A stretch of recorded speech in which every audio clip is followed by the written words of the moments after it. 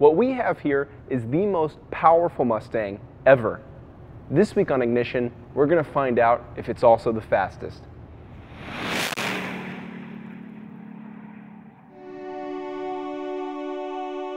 Under the hood of the Shelby GT500 is a supercharged 5.8-liter V8 that makes, you may want to hold your jaw in place for this, 662 horsepower and 631 pound-feet of torque.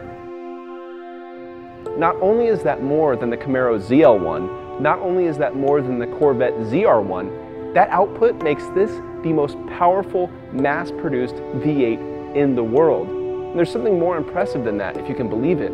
This 662 horsepower Shelby doesn't get a gas guzzler tax. Now, Ford's made some rather lofty claims about this car. I think it's time we put them to the test. Our first stop would be K&N Engineering, where we dyno the monster Shelby.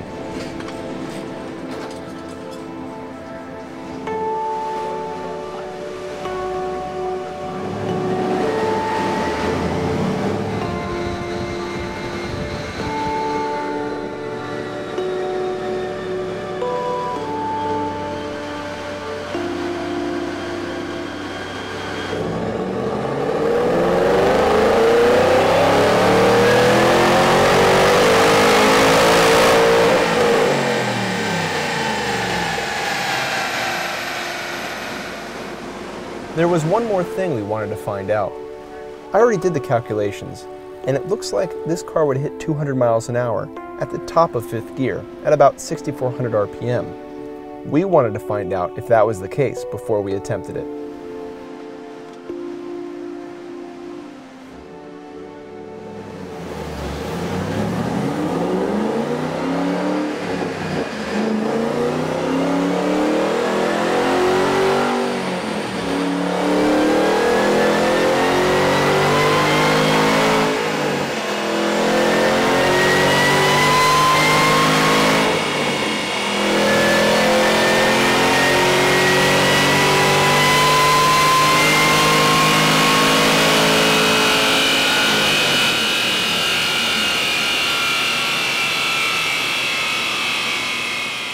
So after a handful of dyno pulls, we've got peak numbers of 583 horsepower and 590 pound-feet of torque at the rear wheels. Now, if you apply about a correction factor or a drivetrain loss factor of about 12%, that means that this engine is making horsepower right as advertised, but torque might actually be underrated by as much as 30 pound-feet. Even more impressive, this thing is generating over 500 pound-feet of torque at the wheels from 2,000 RPM to 6,000 RPM. In terms of power delivery, there is nothing that can match a supercharged big V8. Now that we knew how much power we were working with, we'd head to the test track to perform our standard set of tests. First thing about launching the Shelby GT500 is that the rear tires are very sensitive to temperature, so we're gonna get some heat in them really quick.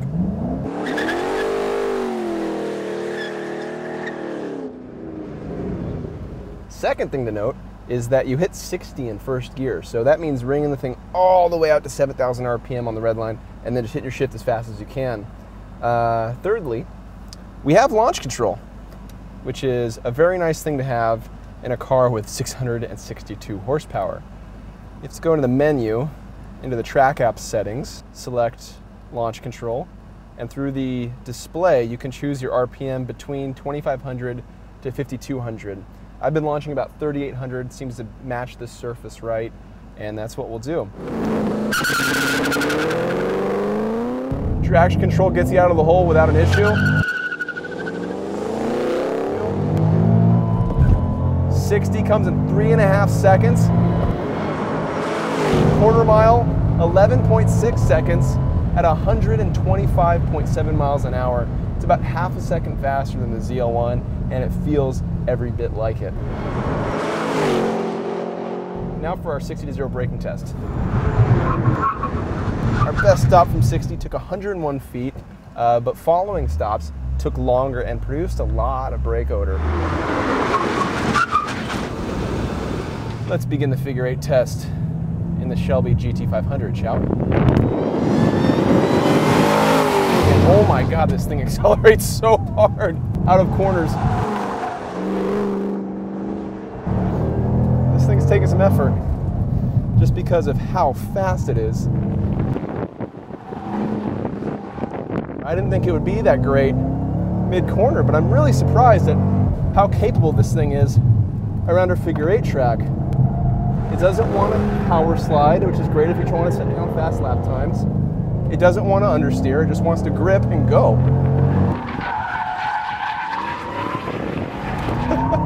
If you get a little carried away, it will do that. But that's all on the throttle, that's not on the chassis.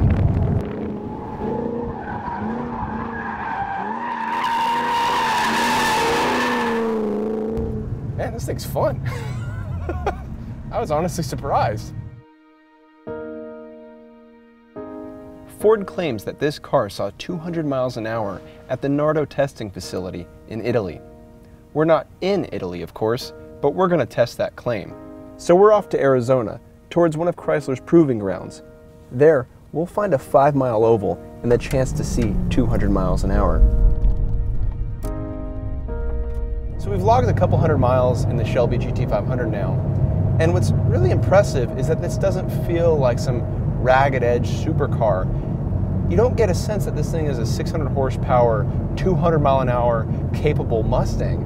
In fact, on the freeway, it just feels kind of like a normal Mustang. You have this super long 6-gear overdrive, which means at 75 miles an hour, the tach's barely spinning 1500 RPM. And you don't really get that edge of horsepower until you roll into the throttle. But even then, in 6th gear, that just means you can pass anybody whenever you want without downshifting. It's impressive that a car with this kind of power, with this kind of capabilities, feels totally normal on the street. It's almost like Grand Touring levels of comfort and performance, even though the performance is so great. The thing is, we got to get to Arizona quick.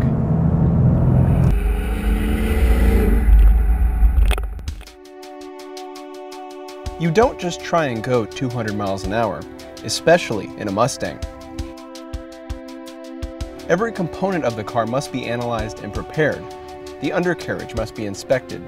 The tires have to be up for the task, heat cycled, and free of scratches or excessive wear.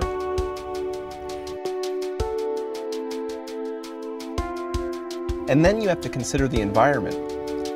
The Proving Grounds location in Arizona is about 2,000 feet above sea level, and it's hot out. That means the Shelby's supercharged V8 won't be able to breathe as much air, but also that the air is less dense and won't be resisting the car as much. Well, we're at the Chrysler Proving Grounds in Kingman, Arizona with a Shelby GT500. I'm skeptical. I come here to this test skeptical, but I'm excited because the whole prospect of getting up on the high banks on a 5-mile oval and just going flat out until the speedometer quits climbing, that is exciting.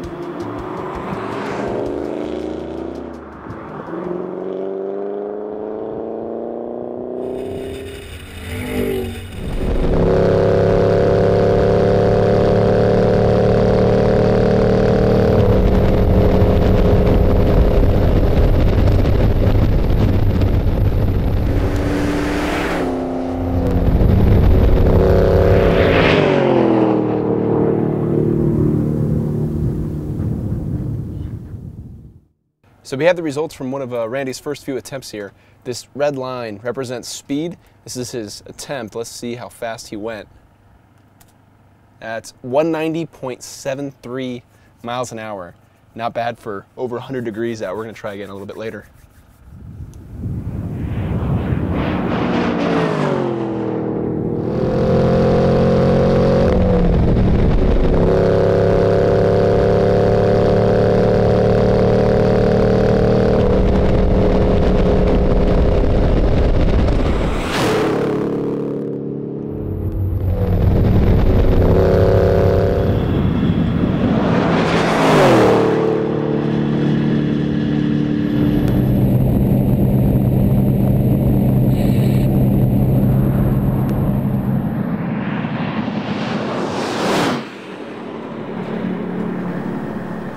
The heat forces us to stop for the day.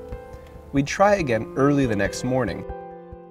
arriving on track before sunrise when the cooler exterior temperatures would allow the engine to make more power.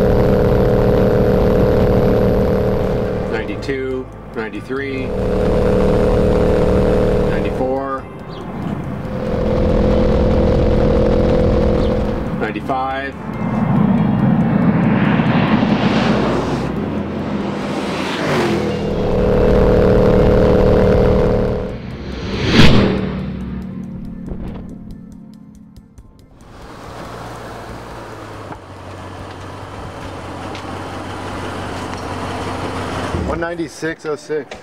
I think that's about all. That's all we're going to get. You think? Yep. Okay. At this point, I think it's a matter of just either a longer straightaway or lower elevation.